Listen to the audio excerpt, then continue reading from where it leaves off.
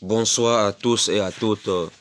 Nous savons que les musulmans disent que Mohammed a été prédit dans la Bible.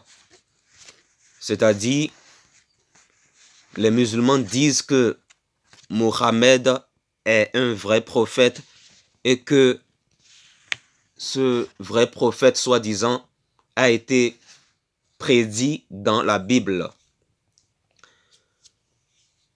Comme je vous l'avais expliqué de façon claire et transparente dans quelques de mes vidéos, le Coran est un livre qui vient du diable. Le Coran, c'est un mélange de vérité et de mensonge. Et puisque le Coran vient du diable, le diable sait très bien que c'est la Bible qui est la seule parole de Dieu. Voilà pourquoi dans le Coran, il y a des écrits qui reconnaissent la Bible comme étant la parole de Dieu.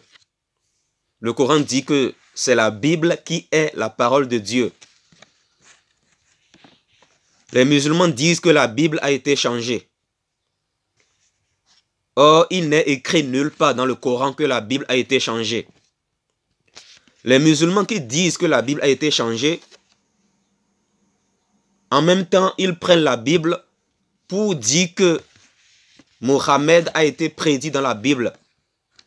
Ils prennent la Bible pour dire que Mohammed est un vrai prophète qui a été prédit dans la Bible. Ces musulmans ne sont pas cohérents envers eux-mêmes. Ils ne comprennent rien à ce qu'ils disent, ni à ce qu'ils affirment avec assurance. Ils ne comprennent rien à ce qu'ils disent. Ils ne comprennent rien à ce qu'ils disent, ni à ce qu'ils affirment avec assurance. Parce que ils veulent défendre leur religion parce qu'ils sont nés dans une famille musulmane. Ne soyons pas naïfs. Ne soyons pas naïfs. Ce sont les naïfs qui suivent une religion parce qu'ils sont nés dans une famille qui pratique cette religion-là. La plupart des musulmans sont musulmans parce qu'ils sont nés musulmans. Ils sont musulmans parce qu'ils sont nés dans une famille musulmane. Ils ne veulent pas faire des recherches eux-mêmes. Ils ne veulent pas se remettre en question. Il ne faut pas être naïf. Il ne faut pas être naïf.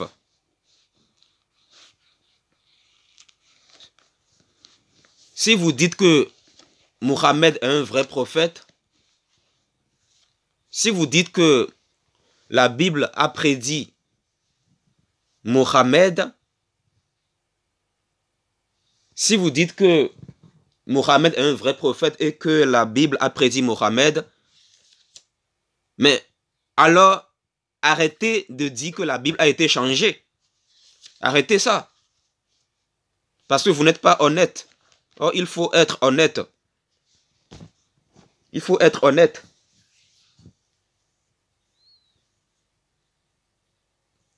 Selon la Bible, Mohammed est un faux prophète. Jésus a dit, dans les derniers temps, Satan va envoyer beaucoup de faux prophètes. Et parmi ces faux prophètes, il y a Mohammed. Il y a Mohammed. Le nom Mohammed n'est mentionné nulle part dans la Bible. Ce n'est mentionné nulle part.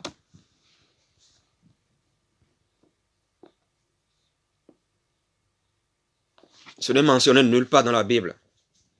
Le nom Mohammed n'est mentionné nulle part dans la Bible. Et la Bible dit dans Apocalypse 22, versets 18 à 19, qu'on ne doit rien ajouter, ni retrancher à la parole de Dieu. Dieu dit que celui qui retranchera ou qui ajoutera quelque chose à sa parole, il va le frapper. Voilà. Dieu va frapper toutes les personnes qui retranchent ou qui ajoutent quelque chose à sa parole, c'est-à-dire à la Bible.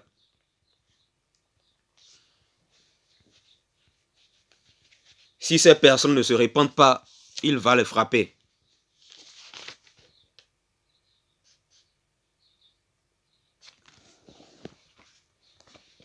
On va aller dans Deutéronome. Deutéronome. Dans la Bible. On va aller dans Deutéronome. Deutéronome.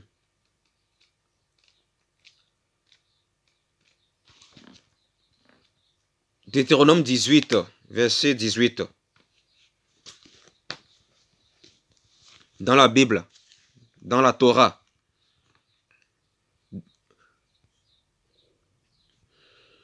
Les musulmans prennent Deutéronome 18, verset 18 pour dire que Mohammed a été prédit dans la Bible. On va lire Deutéronome 18, verset 18. Dieu dit à Moïse, je ferai surgir sur eux, c'est-à-dire sur Israël, du milieu de leurs frères, un prophète comme toi. Je mettrai mes paroles dans sa bouche, et il dira tout ce que je lui ordonnerai. Si quelqu'un n'écoute pas mes paroles, celles qu'il dira en mon nom, c'est moi qui lui en demanderai compte. Dieu dit à Moïse, je ferai surgir pour eux, du milieu de leurs frères, un prophète comme toi. Un prophète comme toi. Un prophète comme Moïse. Le prophète comme Moïse, dont Deutéronome parle ici, ce n'est pas Mohammed. Ce n'est pas Mohammed. C'est plutôt Jésus-Christ homme. Je précise, hein, Jésus-Christ homme. Jésus-Christ, il est à la fois 100% homme et 100% Dieu.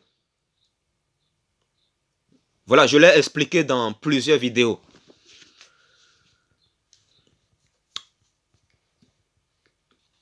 Jésus-Christ est à la fois 100% homme et 100% Dieu.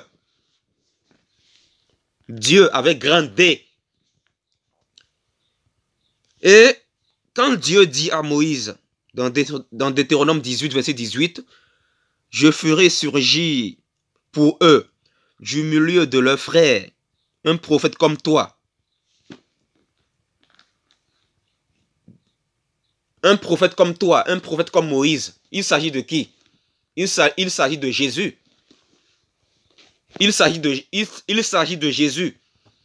Et je vais vous le prouver dans Jean 5.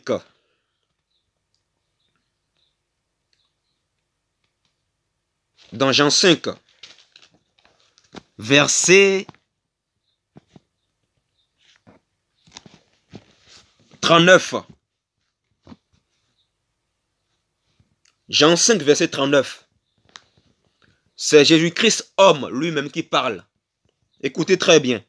Il dit, vous étudiez les Écritures parce que vous pensez avoir en elles la vie éternelle. Ce sont elles qui rendent témoignage à mon sujet. Et vous ne voulez pas venir à moi pour avoir la vie. Et il dit au verset 44, comment pouvez-vous croire, vous qui recevez votre gloire les uns des autres et qui ne recherchez pas la gloire qui vient de Dieu seul? Ne pensez pas que c'est moi qui vous accuserai devant le Père. Celui qui vous accuse, c'est Moïse, celui en qui vous avez mis votre espérance. En effet, si vous croyez Moïse, vous me croiriez aussi, puisqu'il a écrit à mon sujet. Donc, Jésus-Christ, Jésus lui-même dit que Moïse a écrit à son sujet. Voilà. Il dit, en effet, si vous croyez Moïse, vous me croiriez aussi, puisqu'il a écrit à mon sujet. Mais si vous ne croyez pas à ces écrits, comment croirez-vous à mes paroles? Donc Jésus-Christ est en train de nous faire comprendre ici que la personne dont Deutéronome, le prophète dont Deutéronome 18, verset 18 parle, c'est Jésus. Voilà, c'est Jésus. Quand Dieu dit, je ferai surgir pour eux du milieu de leurs frères un prophète comme toi, il s'agit de quel prophète ici? Quand Dieu dit un prophète comme toi, un prophète comme Moïse, il parle de qui? Il parle de Jésus. Jésus-Christ, homme. Et Jésus-Christ lui-même l'atteste. Dans Jean 5, verset 45 à 46. Jésus-Christ lui-même l'atteste dans Jean 5, verset 46. Voilà. Il dit, ne pensez pas que c'est moi qui vous accuserai devant le Père. Celui qui vous accuse, c'est Moïse, celui en qui vous avez mis votre espérance. En effet, si vous croyez Moïse, vous me croiriez aussi, puisqu'il a écrit à mon sujet. Voilà. Jésus-Christ est en train de dire clairement ici que la personne dont Dieu parle dans Deutéronome 18, verset 18, c'est lui. Voilà, c'est lui. Ce n'est pas Mohamed. Ce n'est pas Mohamed, c'est plutôt Jésus-Christ, homme.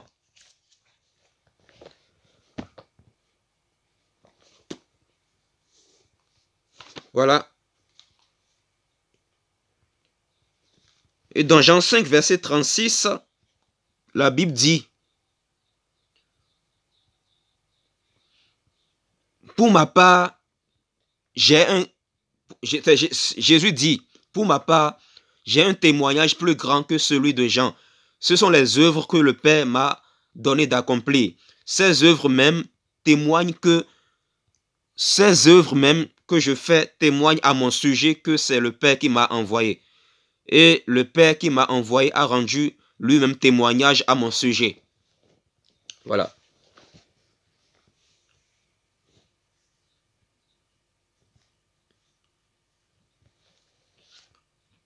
Voilà, la Bible est assez claire. La Bible est claire ici. Ça, c'est clair. Je vais vous prouver encore que la personne dont Deutéronome 18, verset 18 parle, c'est Jésus. Je vais vous le prouver encore dans Jean 1, verset 45. Jean chapitre 1, verset 45. Philippe rencontra Nathanaël et lui dit, nous avons trouvé. Je relis. Philippe rencontra Nathanaël et lui dit, nous avons trouvé celui que Moïse a décrit dans la loi et dont les prophètes ont parlé. 2 points. Jésus-Christ de Nazareth, Jésus de Nazareth, fils de Joseph.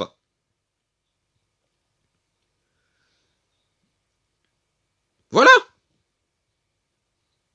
C'est clair. Donc, voilà la personne dont Deutéronome 18, verset 18 parle dans la Torah, c'est Jésus. Jésus. Voilà.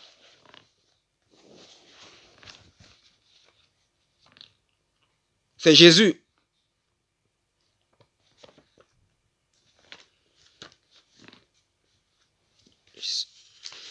Voilà, c'est clair en fait. C'est assez clair. Je repars dans la Torah, dans la Bible, toujours dans la Bible, hein, toujours dans la Bible, mais dans la Torah. Deutéronome 18, verset 18. Je ferai surgir pour eux du milieu de leurs frères un prophète comme toi. Un prophète comme toi.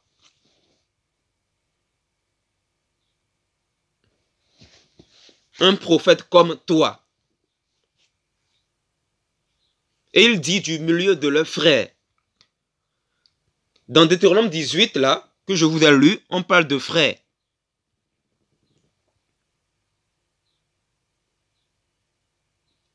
On parle de frères.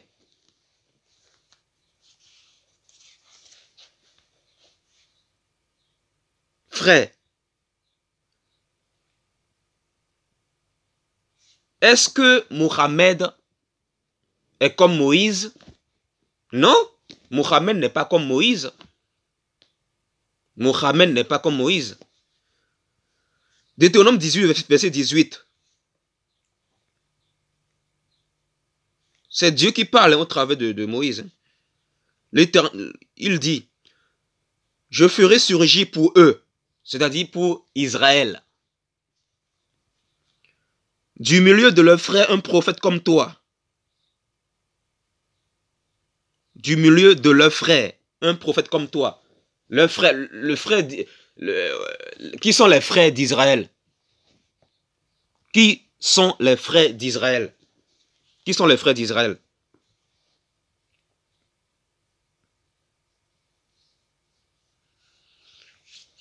Nous savons que c'est Jacob qui est devenu Israël. Jacob dont parle la Genèse. C'est le nom Jacob qui est devenu Israël. Vous pouvez lire ça dans la Torah. Jacob est devenu Israël. Maintenant, Jacob, voilà, son frère c'était qui? Le seul frère de Jacob c'était Ésaü. Ésaü. Le seul frère de Jacob c'était Ésaü. Voilà. Ce n'est pas Mohammed.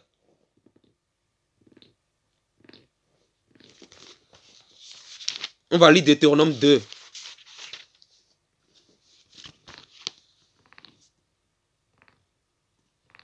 Deutéronome 2, verset 4. La Bible dit, donne cet ordre au peuple. Vous allez traverser le territoire de vos frères, les descendants d'Ésaü, qui habitent en Séhir. Ils auront peur de vous, mais tenez-vous bien sur vos gardes. Voilà. Les frères d'Israël, c'est Ésaü. Et non Ismaël. Et non Mohammed.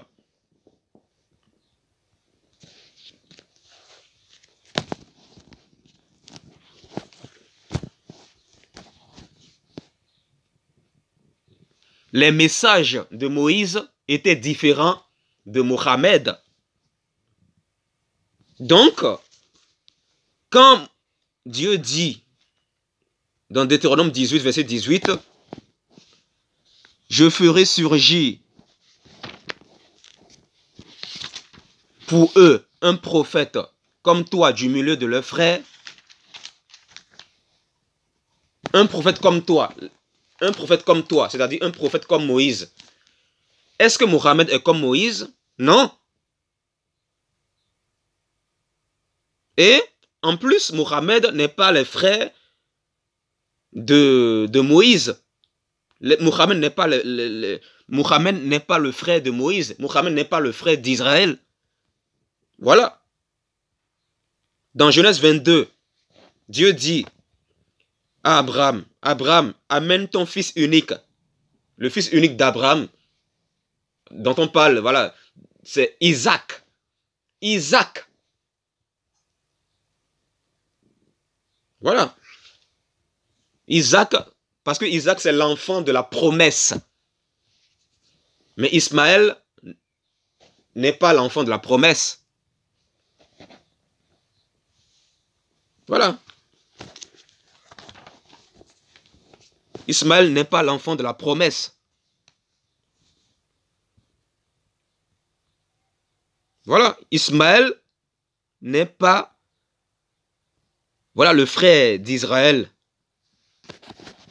Il n'est pas le frère d'Israël. Le frère d'Israël, c'est Ésaü. Voilà. Et Jésus-Christ, homme, il provient de la tribu de Juda. La tribu de Juda. Hébreux 7 nous le précise clairement, noir sur blanc. Dans Hébreux chapitre 7, il est écrit que Jésus-Christ, homme, provient de la tribu de Juda. La tribu de Juda, ça fait partie des 12 tribus d'Israël. Des 12 tribus d'Israël. Or, Mohammed ne fait pas partie de cette tribu-là.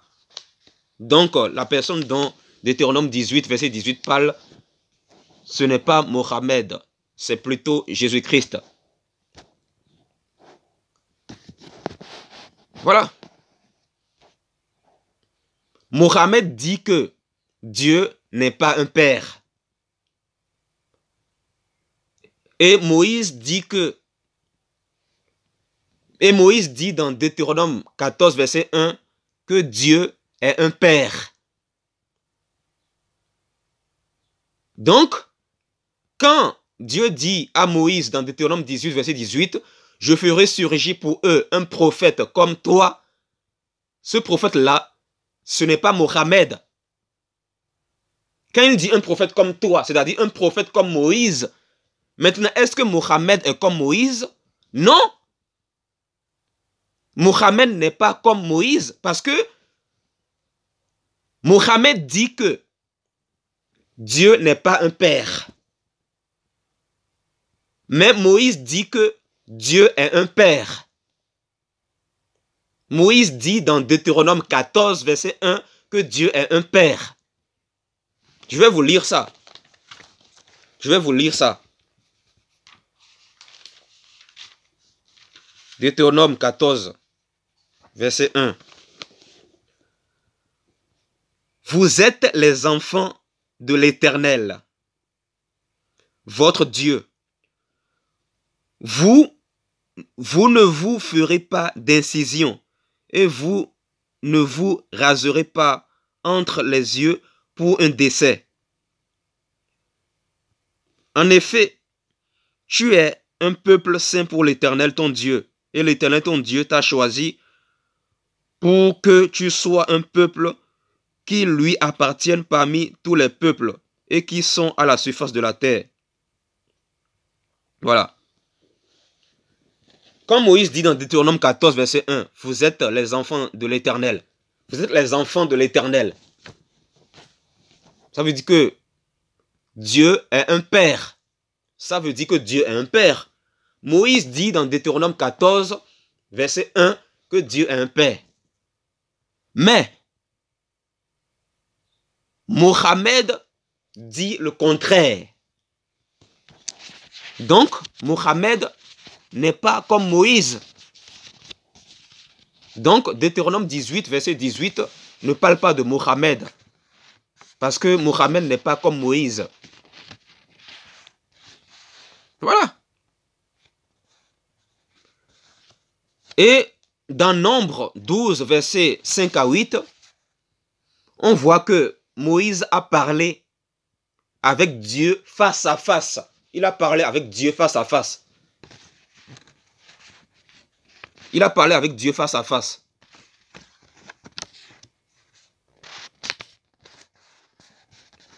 Moïse a fait des miracles. Et c'est écrit même dans le Coran. C'est écrit même dans le Coran, dans Sourate 7, versets 103 à 118. Moïse a fait des miracles. Mais Mohammed n'a fait Aucun miracle. Aucun miracle. Mohammed n'a fait aucun miracle.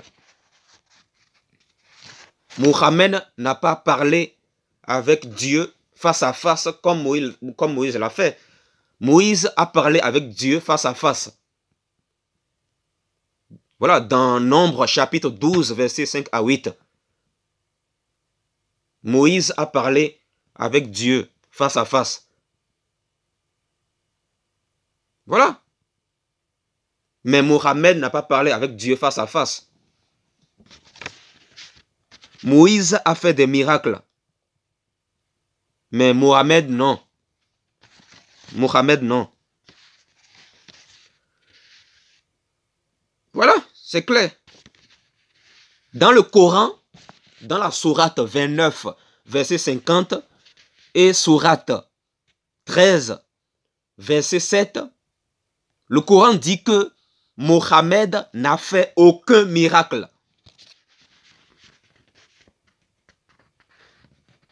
Or, Jésus-Christ a fait des miracles. Jésus-Christ sort de la tribu, Jésus-Christ homme, il provient de la tribu d'Israël, plus précisément de la tribu de Juda. Je précise, Jésus-Christ homme, Jésus-Christ homme. Voilà. Voilà, même Mohammed n'a fait aucun miracle. Mais Jésus-Christ et Moïse, ils ont fait des miracles. Jésus-Christ homme et Moïse ont fait des miracles. Mais Mohammed, non. Voilà. La Bible est assez claire. Voilà, la parole de Dieu est assez claire.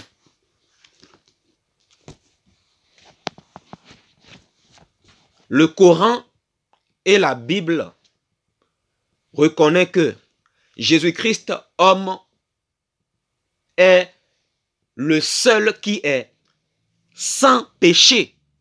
Il est le seul qui est sans péché. Le seul. Voilà. Seul. Il est le seul qui est sans péché. Il est saint. Donc, Jésus-Christ est incomparable aux autres êtres humains. Jésus-Christ, homme, est incomparable. Il est incomparable aux autres êtres humains. Il est incomparable.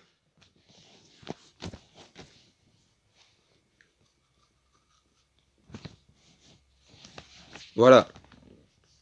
Maintenant, nous allons... voilà.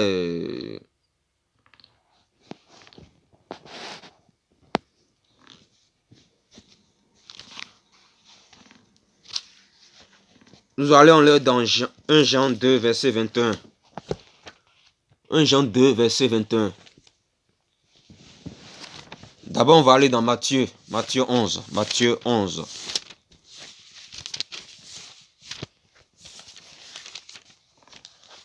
Matthieu chapitre 11.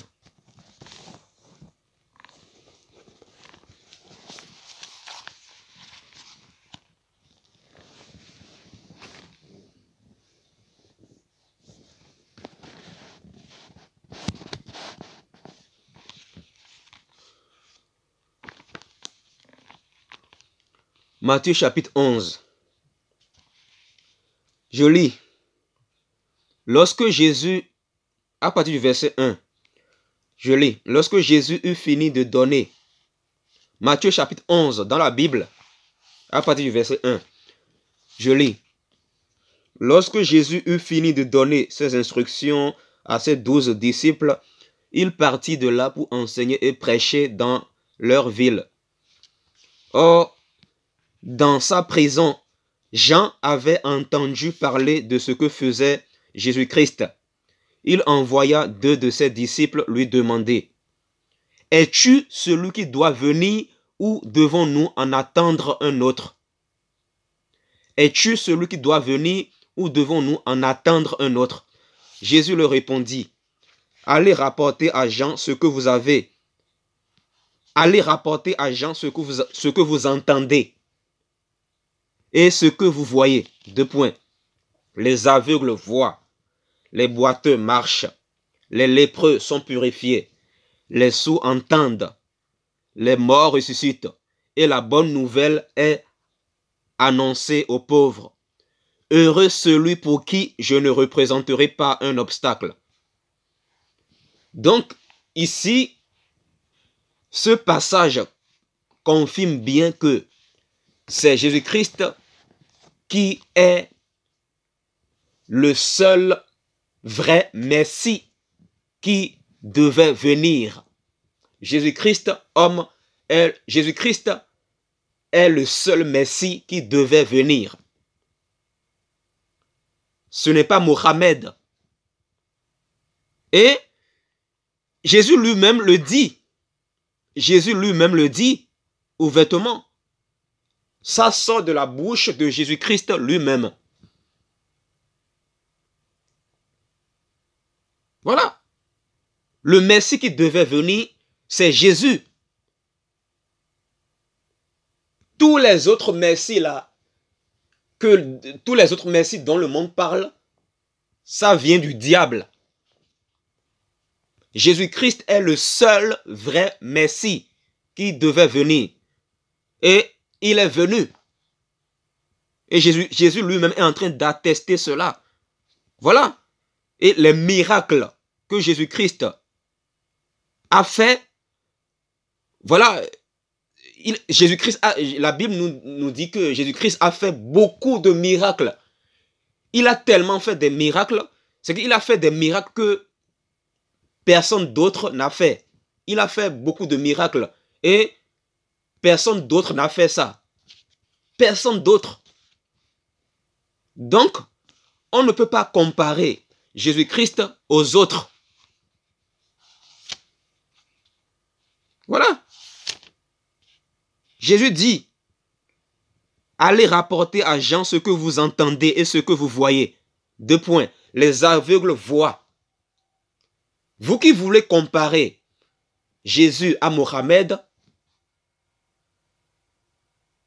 Mohammed a fait quel miracle? Vous allez peut-être dire qu'il a écrit le Coran. Mais tout le monde peut écrire un livre. Tout le monde peut écrire un livre. Tout le monde peut écrire un livre. Voilà. Écrire un livre, c'est ça le miracle dont vous parlez. C'est ça le miracle dont Mohammed a fait, dont vous parlez.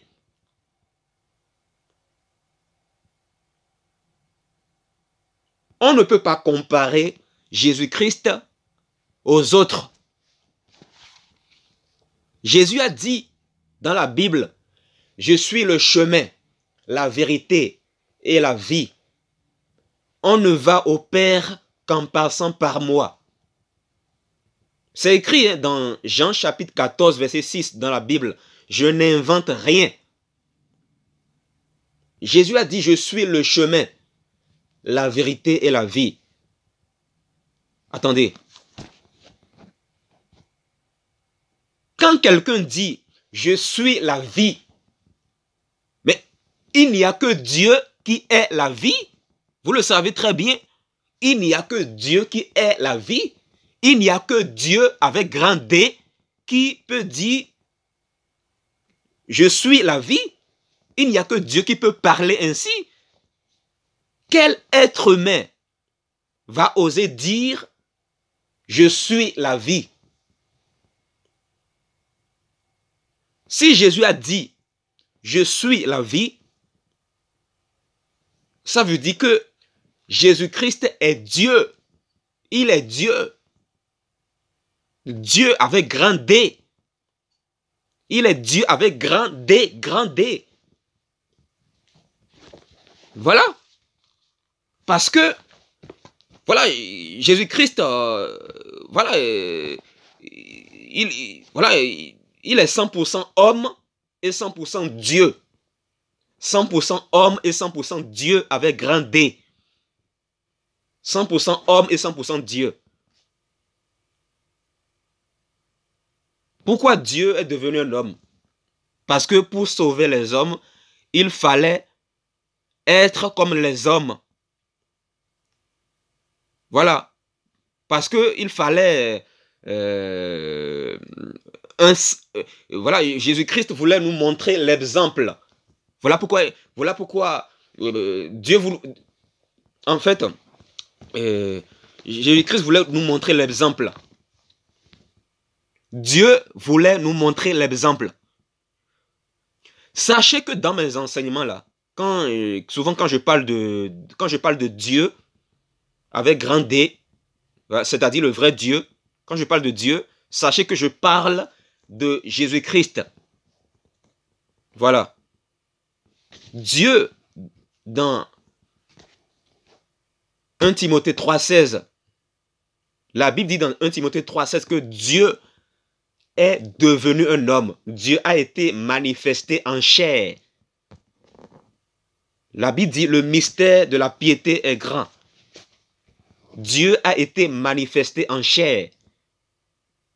Il a été manifesté en chair. Il est devenu un homme parce que puisqu'il est amour, voilà, il a dû devenir un homme pour nous montrer l'exemple, pour nous montrer comment vivre, pour nous montrer, voilà, comment adorer Dieu. Voilà, Jésus, voilà, il a dit dans Jean 14, verset 6, « Je suis le chemin, la vérité et la vie. » Quel autre être humain a parlé ainsi? Dites-moi, personne. Personne d'autre n'a parlé ainsi.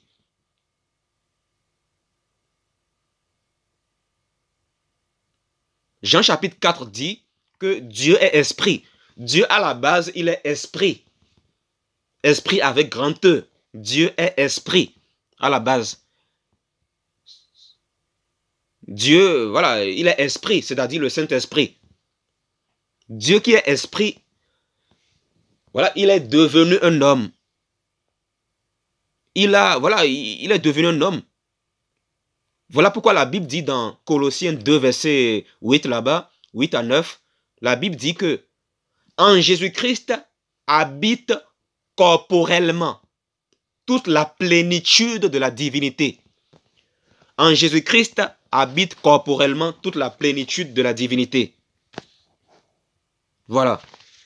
Et Jésus est le seul vrai Messie qui devait venir. Voilà.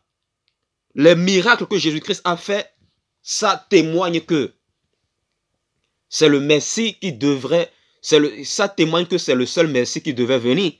Voilà.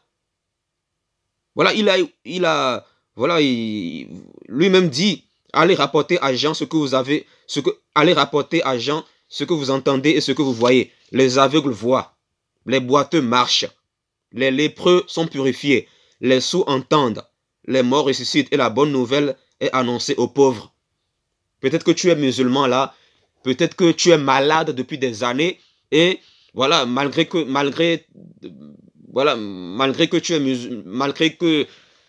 tu es dans l'islam, tu n'es pas guéri. Tu n'es pas guéri. Mais sache que Jésus-Christ peut te guérir. L'islam ne peut pas te guérir. Allah ne peut pas te guérir. Allah ne peut pas te guérir. Allah, c'est Satan en personne. Il ne peut pas te guérir. Voilà pourquoi tu demeures toujours dans la maladie. Jésus-Christ seul peut te guérir.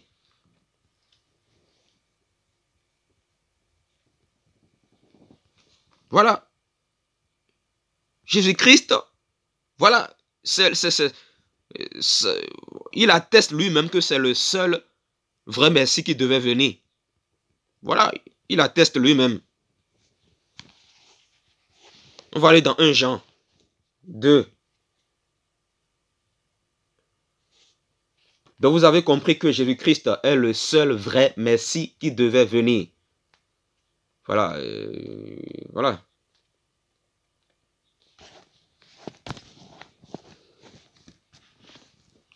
Il est venu donner sa vie pour nous parce que il fallait un sang pur, sans péché, pour payer le prix de nos péchés à notre place. Parce que il a vu qu'aucun être humain sur la terre n'a un sang pur pour payer le salaire du péché. Quand on parle du paiement du salaire du péché, il ne s'agit pas du commerce, il ne s'agit pas de monnaie avec l'argent, c'est pas ça. Il ne s'agit pas de troc, il ne s'agit pas de commerce ici. C'est une expression.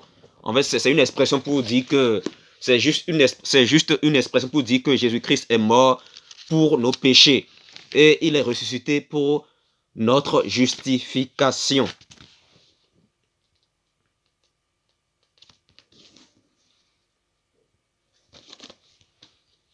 Et c'est grâce à son œuvre, rédemptrice à la croix que tu peux avoir le pardon de tes péchés et avoir l'assurance d'aller au paradis. Est-ce que l'islam te donne l'assurance d'aller au paradis après ta mort? Si tu meurs maintenant, est-ce que tu es sûr d'aller au paradis éternel après ta mort? Non, la réponse est non. La réponse est non. Mais la Bible dit que en Jésus-Christ, tu peux avoir, c'est-à-dire en Jésus-Christ, c'est-à-dire si tu crois que Jésus-Christ est Dieu, si tu crois dans ton cœur que Jésus-Christ est Dieu, si tu crois qu'il est le Créateur, si tu crois qu'il est le seul Seigneur et Sauveur, si tu l'invoques, si tu le pries, il va venir habiter en toi et tu vas avoir l'assurance d'aller au paradis après ta mort. Mais il faut demeurer dans la sanctification. Voilà. En Jésus-Christ, tu peux avoir l'assurance d'aller au paradis après ta mort. Mais dans l'islam, tu ne peux pas avoir l'assurance d'aller au ciel après ta mort.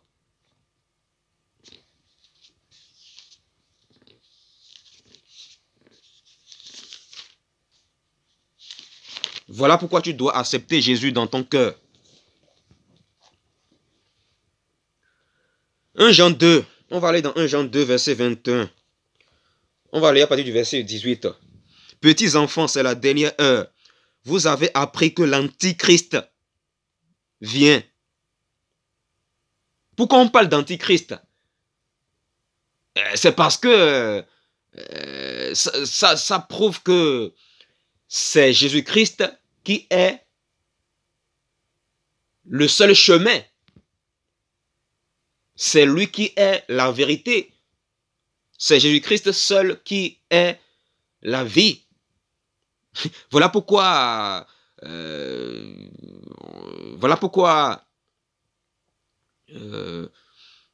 Satan combat la divinité de Jésus. Voilà pourquoi Satan combat la divinité de Jésus. Quand Satan combat la divinité de Jésus-Christ, et quand vous voyez les fils du diable combattre la divinité de Jésus, ils sont en train de manifester le caractère, voilà, ils sont en train de manifester un caractère antichrist. Je relis Jean 2, 1 Jean chapitre 2 à partir du verset 18. Petits enfants, c'est la dernière heure. Vous avez appris que l'antichrist vient. Or, déjà maintenant, il y a plusieurs antichrists et par là, nous reconnaissons que c'est la dernière heure.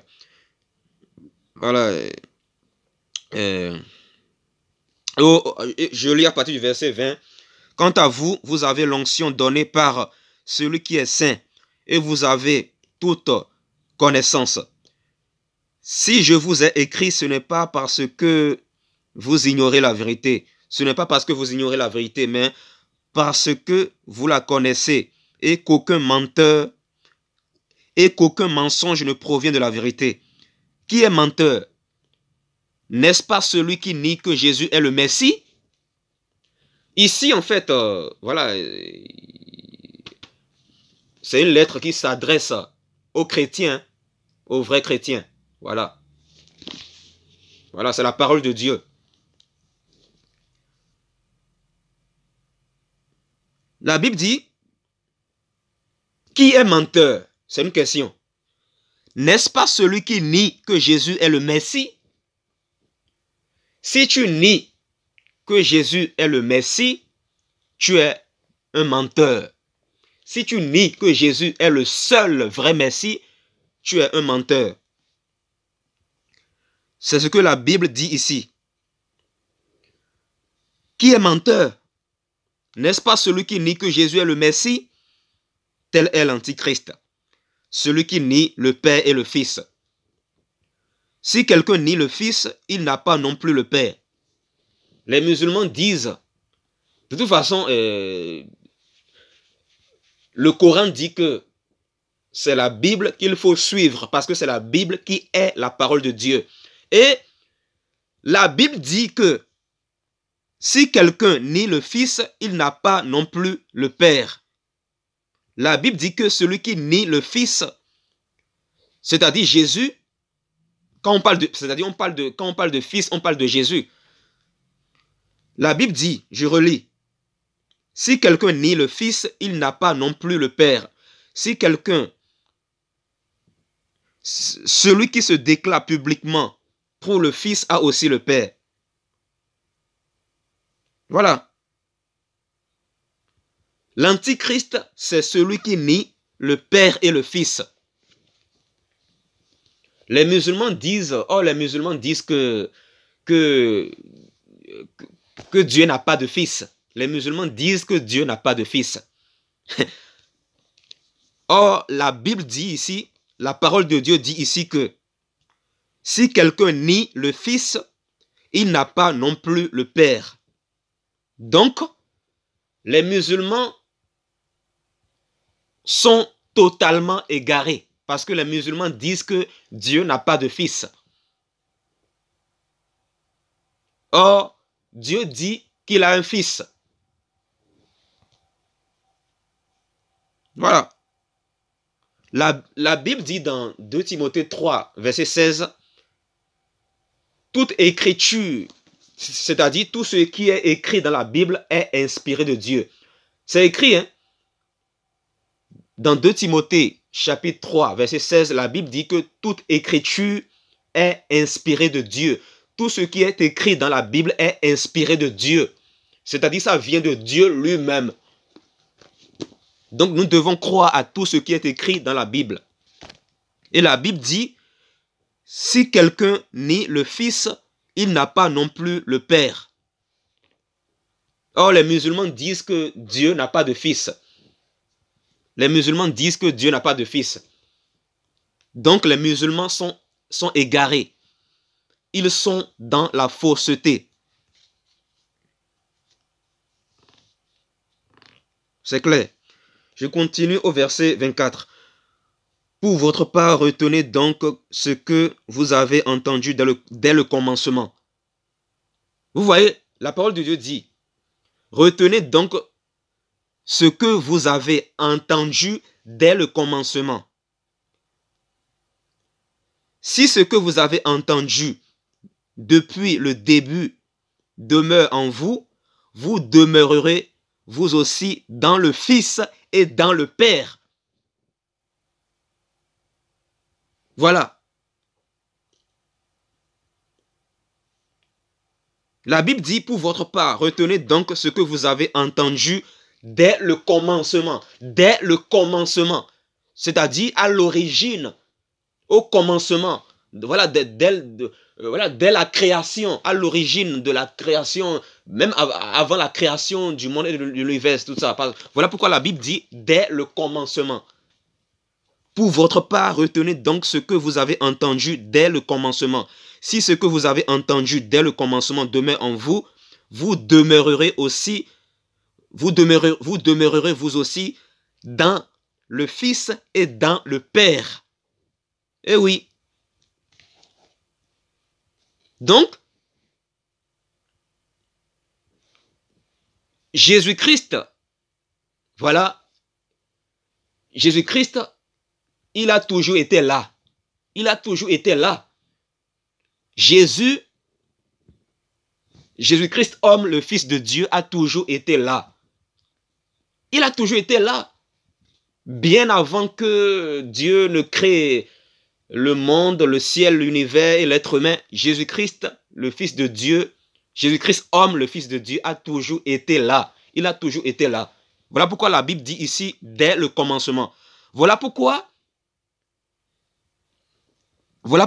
la Bible dit que si quelqu'un nie le Fils, il n'a pas non plus le Père. Voilà, c'est clair.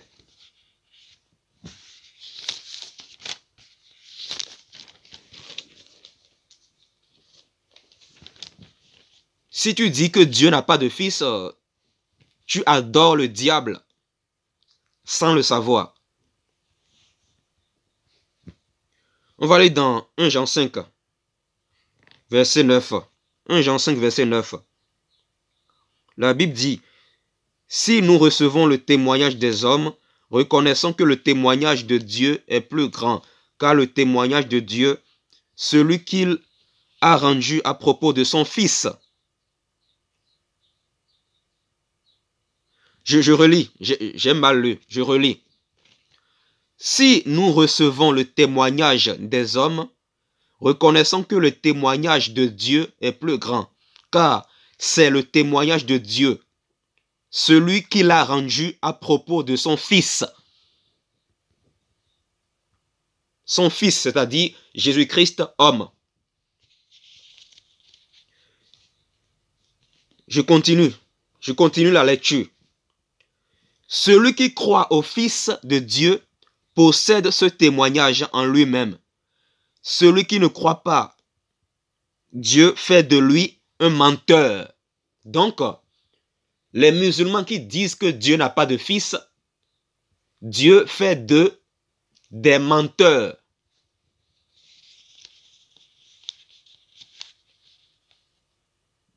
Voilà, je relis. Celui qui croit au Fils de Dieu possède ce témoignage en lui-même.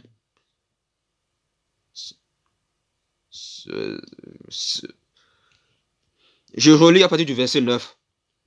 Si nous recevons le témoignage des hommes, reconnaissons que le témoignage de Dieu est plus grand, car le témoignage de Dieu, celui qu'il a rendu à propos de son Fils.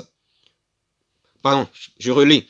Si nous recevons le témoignage des hommes, reconnaissons que le témoignage de Dieu est plus grand, car le témoignage de Dieu,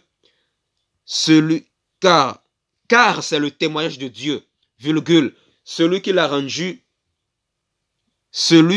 rendu à propos de son Fils. Dieu a rendu témoignage à son Fils, Jésus. Celui qui croit au Fils de Dieu possède ce témoignage en lui-même. Celui qui ne croit pas, Dieu fait de lui un menteur, puisqu'il ne croit pas au témoignage que Dieu a rendu au sujet de son Fils. Or, voici ce témoignage, 2 points. Dieu nous a donné la vie éternelle, et cette vie est dans son Fils. Celui qui a le Fils a la vie. Celui qui n'a pas le Fils de Dieu n'a pas la vie. La Bible dit, celui qui a le Fils n'a pas la vie. Pardon. Je me corrige. La Bible dit, celui qui a le Fils a la vie. Celui qui n'a pas le Fils n'a pas la vie. La Bible dit, celui qui a le Fils a la vie. Celui qui a le Fils a la vie. Mais celui qui n'a pas le Fils n'a pas la vie. Donc, si tu dis que Dieu n'a pas de Fils, Dieu fait de toi un menteur. Et si tu meurs comme ça, tu iras en enfer. Voilà, c'est clair.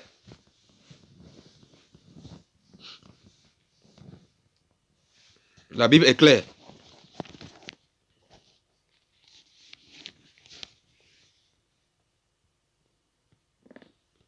La Bible dit dans 1 Jean 5, toujours verset 11 à 12, voilà, je relis ce que je vous ai lu, je relis ça. Or, voici ce témoignage, 2 points. Dieu nous a donné la vie éternelle et cette vie est dans son Fils. Maintenant, comment veux-tu avoir la vie éternelle? C'est-à-dire, comment veux-tu aller au paradis éternel si tu dis que Dieu n'a pas de Fils? Si tu continues à dire que Dieu n'a pas de Fils, comment veux-tu aller au paradis éternel? Tu as beau faire des bonnes œuvres sur la terre, mais si tu rejettes Jésus-Christ, c'est-à-dire, si tu dis que Dieu n'a pas de Fils, si tu meurs comme ça, tu iras brûler en enfer éternellement. Voilà, parce que la Bible dit ici, Dieu nous a donné la vie éternelle. Et cette vie est dans son Fils. La vie éternelle, c'est en Jésus-Christ. La vie éternelle, c'est dans le Fils de Dieu. Le Fils de Dieu. Voilà, quand la Bible parle de Fils ici, voilà, c'est écrit ici Fils avec grand F. Ça parle ici de Jésus. Jésus-Christ homme.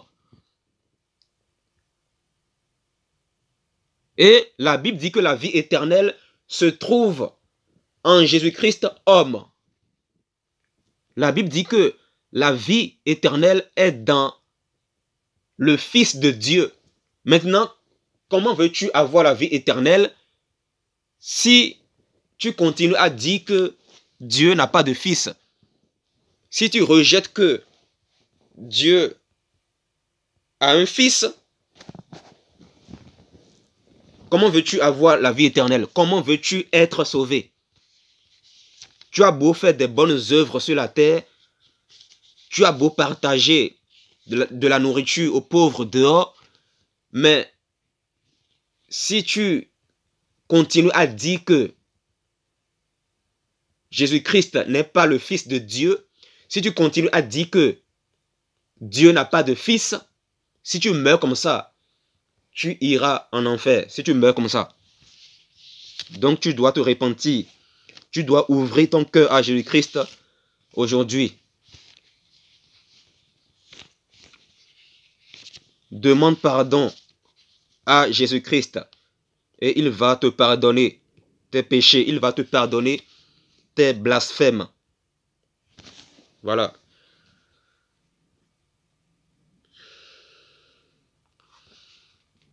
Je vais aller dans Galates chapitre 1.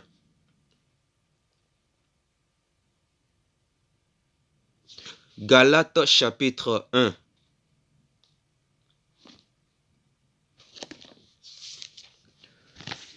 Galates chapitre 1, verset 6. Je lis. Toujours dans la Bible.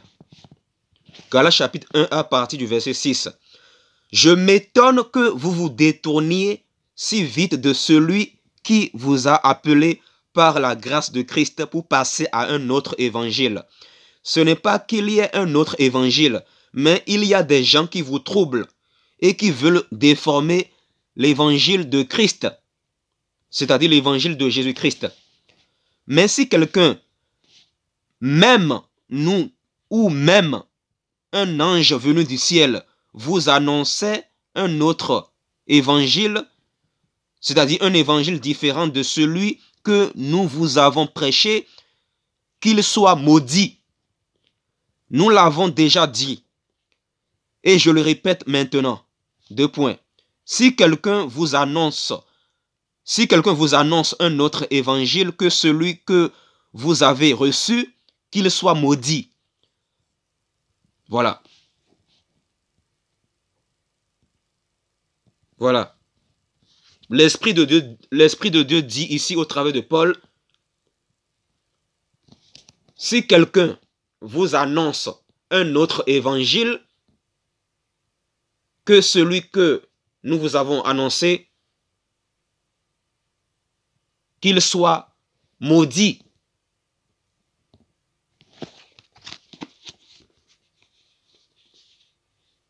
Voilà. Donc, c'est la Bible qui est la seule vérité. C'est la Bible qui est la parole de Dieu. Tout ce qui est écrit dans la Bible, c'est la parole de Dieu. Et c'est uniquement Jésus-Christ qu'on doit suivre parce que toute la Bible témoigne de Jésus-Christ.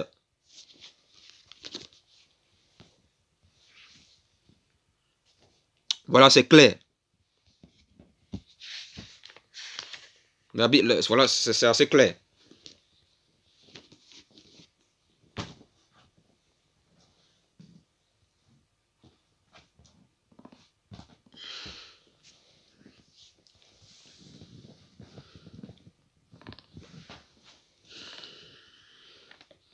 Je vais aller dans un dernier verset. Voilà, voilà, la Bible est assez claire. La Bible est assez claire.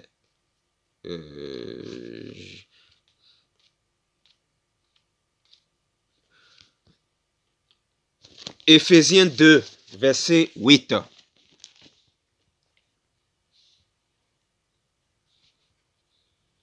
En effet, c'est par la grâce que vous êtes sauvés, par le moyen de la foi.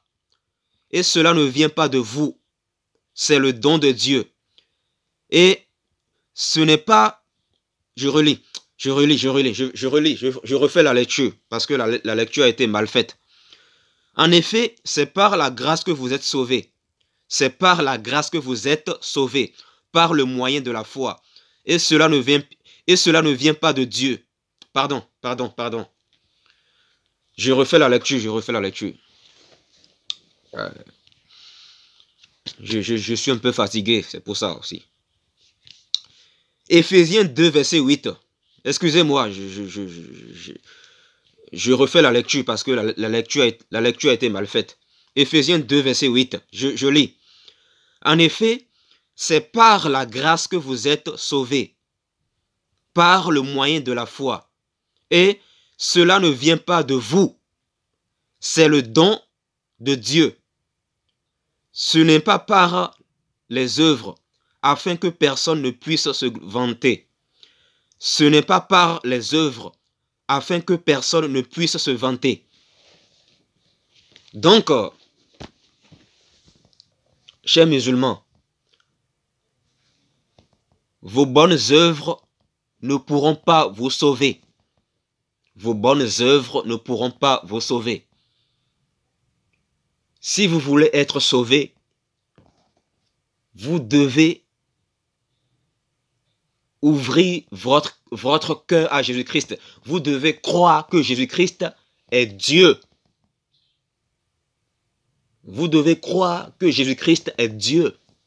Vous devez accepter Jésus-Christ comme étant le seul Seigneur et Sauveur personnel dans votre cœur. Si vous voulez être sauvé.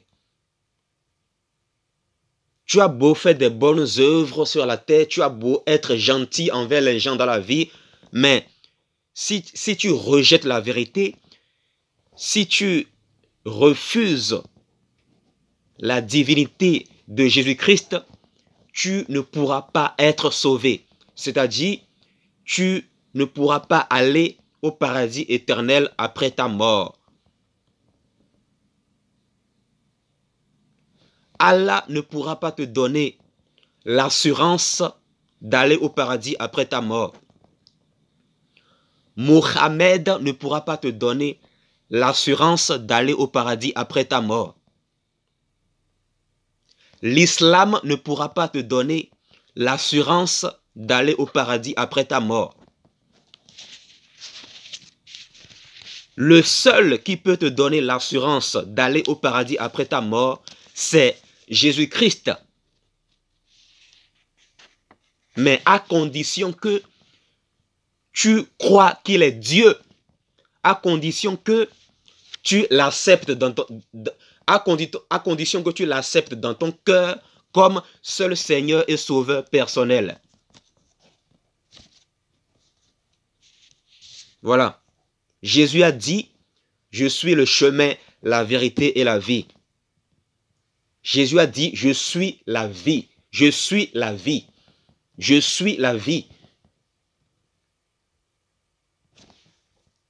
Voilà. Cette parole de Jésus, ça suffit pour comprendre que Jésus est Dieu, Parce que, voilà, un simple être humain ne peut pas dire « je suis la vie ». C'est-à-dire, si Jésus-Christ était tout simplement et seulement un prophète, il n'aurait pas dit « je suis la vie ». Si Jésus lui-même a dit « je suis la vie », c'est que Jésus est Dieu, parce que il n'y a que Dieu qui est la vie. Voilà, ici c'est le verbe être, l'auxiliaire être. Jésus dit, je suis la vie. Jésus que les musulmans appellent Issa a dit ceci dans Jean 14, verset 6. Il a dit, je suis la vie, je suis la vie. Donc, pour avoir la vie, c'est-à-dire pour avoir la vie éternelle, c'est-à-dire pour avoir le paradis éternel, il te faut invoquer Jésus-Christ. Romains 10, verset 13 dit, celui qui invoquera le nom du Seigneur sera sauvé. Celui qui invoquera le nom du Seigneur Jésus-Christ sera sauvé.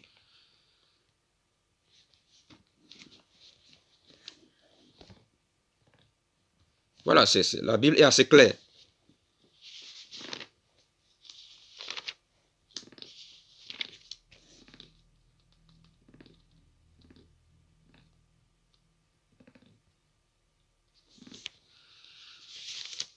Colossiens 2, verset...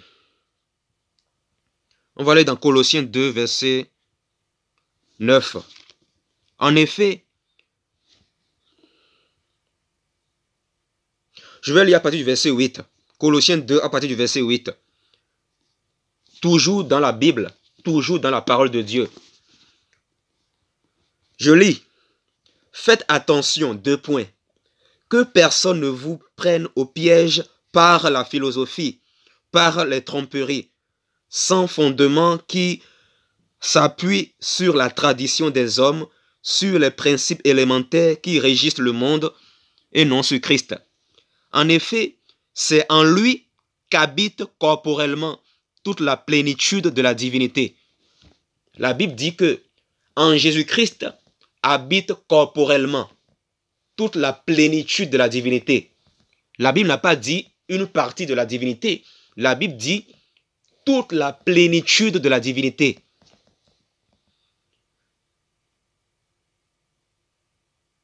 Jésus est le seul qui a en lui toute la plénitude de la divinité. Voilà pourquoi, sans lui, tu ne peux pas être sauvé.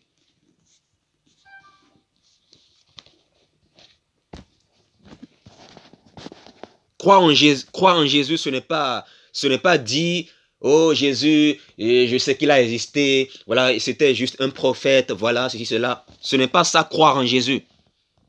Selon la parole de Dieu, croire en Jésus-Christ, c'est accepter qu'il est Dieu, accepter qu'il est le Créateur. Voilà, le nom de Dieu, c'est Jésus-Christ, c'est simple. Le nom de Dieu, c'est Jésus-Christ. Le mot Dieu, ce n'est pas un nom, c'est un titre. Le mot Dieu, ce n'est pas un nom, c'est un titre. Maintenant, le nom de Dieu, c'est qui? Le nom de Dieu, c'est Jésus-Christ. C'est ça. Voilà pourquoi la Bible nous fait comprendre dans plusieurs versets et dans Actes chapitre 4, verset 12, que sans Jésus-Christ, tu ne pourras pas être sauvé. Voilà. Parce que Jésus-Christ, c'est lui qui est le Dieu véritable.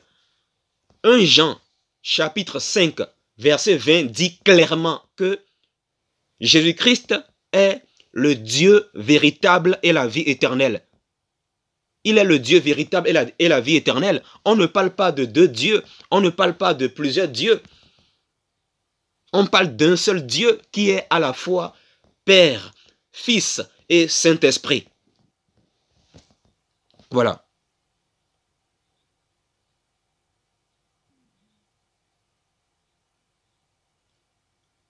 Voilà, c'est clair. On ne peut pas expliquer Dieu avec la science. On ne peut pas expliquer Dieu avec notre petite intelligence humaine. Pour comprendre les Saintes Écritures, il faut te convertir. Et si tu te convertis à Jésus-Christ, Jésus-Christ va te donner son esprit. Et c'est là qu'il va commencer à t'éclairer de plus en plus. Voilà.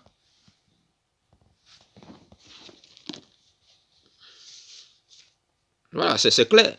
Et la Bible est assez claire.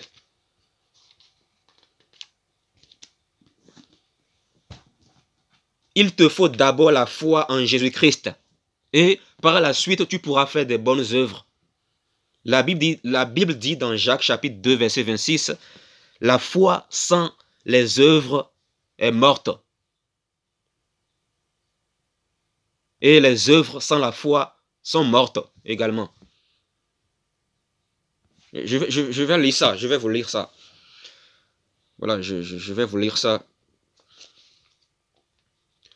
Jacques chapitre 2. Jacques chapitre 2 à partir du verset 26.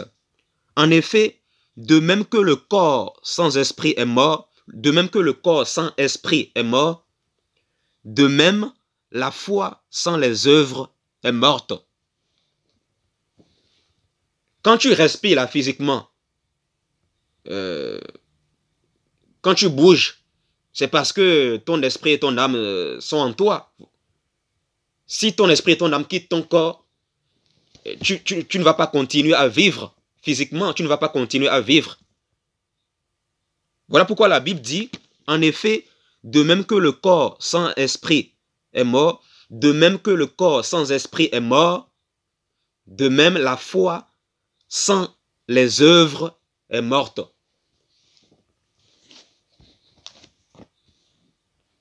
Il te faut d'abord la foi en Jésus. Voilà. Voilà, selon Éphésiens 2, verset 8 là-bas. Et par la suite, voilà, de cette foi va découler les bonnes œuvres. Selon Jacques 2, verset 26. Voilà pourquoi la Bible dit que la foi sans les œuvres est morte. Mais si toi, tu veux seulement rester là à dire, oh non, j'aime ma religion, j'aime ma religion, j'aime ma religion.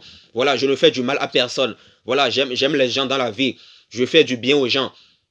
Oui, mais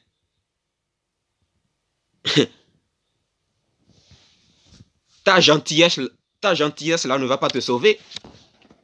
Tu peux tout faire, tu peux faire tout ce que tu veux. Tu peux faire du bien aux gens, tu peux aller de gauche à droite distribuer de la nourriture aux pauvres. Tu peux te dire aimer les gens.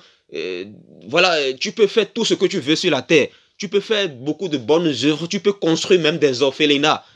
Mais si tu ne crois pas que Jésus-Christ est Dieu, si tu ne veux pas devenir enfant de Dieu en acceptant Jésus-Christ dans ton cœur,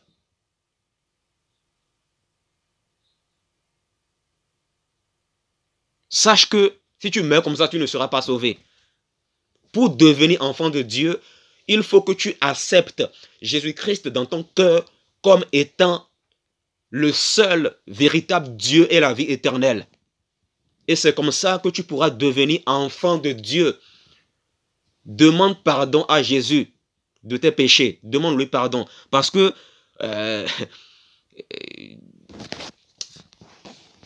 sans Jésus, tu es sous la malédiction. Même si tu es milliardaire, tant que tu n'as pas Jésus dans ta vie, tant que tu n'as pas Jésus-Christ dans ta vie, tu es sous la malédiction, sans le savoir. Tant que tu n'as pas Jésus dans ta vie, tu es dans une prison. Tu es dans une prison démoniaque. Tu es dans la prison de Satan sans le savoir. Ton âme est emprisonnée. Ton âme est emprisonnée dans le monde des ténèbres. Parce que tu n'as pas Jésus-Christ dans ta vie. Mais aujourd'hui, là, quand tu écoutes cette vidéo, tu peux devenir enfant de Dieu. Si tu le veux réellement. Sache que nous sommes tous des créatures de Dieu, mais nous ne sommes pas tous des enfants de Dieu. 1 Jean chapitre 1, verset 15. 1 Jean chapitre 1, verset 12 dit que pour devenir enfant de Dieu, il faut accepter la parole de Dieu dans ton cœur. Et la Bible dit dans Apocalypse 19, verset 13, que la parole de Dieu, c'est Jésus-Christ lui-même. C'est que tout dans ce livre, tout dans la Bible est centré sur Jésus-Christ. Un seul nom, et le seul nom qui sauve, c'est Jésus-Christ. Donc, ouvre ton cœur à Jésus-Christ, invoque-le là où tu es. Demande-lui pardon de tes péchés. Voilà, demande-lui pardon de tes péchés. Peut-être que tu as des problèmes dans ta vie depuis des années. Si Dieu permet ces problèmes dans ta vie, c'est aussi parce qu'il t'appelle. Parce que c'est en Jésus-Christ seul que ta vie peut être restaurée. C'est en Jésus-Christ seul que ta vie peut être restaurée. En Jésus-Christ seul. C'est en Jésus-Christ seul que tu peux avoir l'assurance d'aller au paradis après ta mort. C'est en Jésus-Christ seul que tu peux avoir la vraie paix. Je ne parle pas de la paix éphémère de ce monde. Je ne parle pas des paix éphémères de ce monde. Je parle de la vraie paix. Paix avec grand P. C'est en Jésus-Christ seul que tu peux avoir la vraie paix. Il ne s'agit pas d'une paix éphémère, mais il s'agit d'une vraie paix et de la vraie assurance. C'est en Jésus-Christ seul que tu peux avoir l'assurance et la vraie paix. C'est en Jésus-Christ seul que tu peux avoir l'assurance d'aller au paradis éternel après ta mort. C'est-à-dire après ton séjour sur la terre.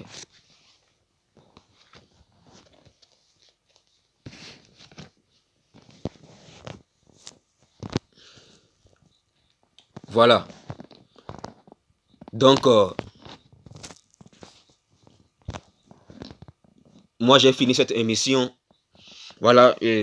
Sachez que Jésus a dit dans Marc chapitre 16, verset 16, « Celui qui croira et qui sera baptisé sera sauvé. » Et croire en Jésus, c'est croire qu'il est Dieu. Voilà, c'est croire qu'il est Dieu. Voilà, voilà, croire en Jésus, c'est croire qu'il est en même temps Dieu le Père, et en même temps il est fils. Il est fils, c'est-à-dire le fait qu'il est devenu un homme, c'est ça en fait, c'est ça. Voilà pourquoi la Bible dit que Jésus-Christ est le Fils de Dieu. Voilà, Jésus-Christ, il est 100% homme et 100% Dieu. Voilà pourquoi il a dit, je suis la vie. Si Jésus n'était pas Dieu, il n'aurait jamais dit, je suis la vie. Parce qu'il n'y a que Dieu qui est la vie. Il n'y a que Dieu qui est la vie.